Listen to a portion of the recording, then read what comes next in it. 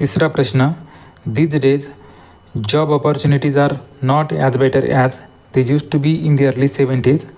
आता या प्रश्नामध्ये दिलेल्या प्रश्नामध्ये इथे ॲज बेटर ॲज ही शब्दरचना आलेली आहे आणि सामान्यतः ॲज डॅश ॲज या शब्दरचनेचा वापर आपण पॉझिटिव्ह डिग्रीमध्ये करतो आणि पॉझिटिव्ह डिग्रीमध्ये विशेषण आपल्या मूळ स्वरूपात येत असते. उदाहरणार्थ या ठिकाणी एक विशेषण घ्या, गुड या ठिकाणी विशेषणाचा मूळ रूप आहे आणि पॉझिटिव्ह डिग्रीमध्ये विशेषणाचा मूळ रूप येत असल्यामुळे या ठिकाणी आपण गुड लिहू.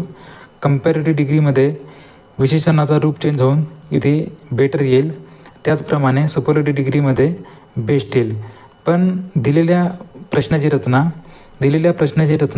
पॉझिटिव्ह डिग्रीमध्ये असल्यामुळे या ठिकाणी बेटर येणार नाही, तर या ठिकाणी बेटरच्या ऐवजी गुड येईल. कारण बेटर गुड या विशेषणाची कंपॅरेटिव्ह डिग्री आहे आणि पॉझिटिव्ह डिग्रीमध्ये विशेषण आपल्या मूळ स्वरूपात येत असते. म्हणून दिलेल्या प्रश्नाची रचना अशा पद्धतीने येईल की these days job opportunities are not as good as they use to be in the early 70s. ही शब्दरचना योग्य आहे आणि हा करेक्ट सेंटेन्स आहे. त्यानंतर शब्दार्थ बघू. जॉब म्हणजे नोकरी किंवा कार्य, अर्ली म्हणजे अगोदर आणि अपॉर्च्युनिटी म्हणजे सुसंधी किंवा संधी मिळण्याची शक्यता.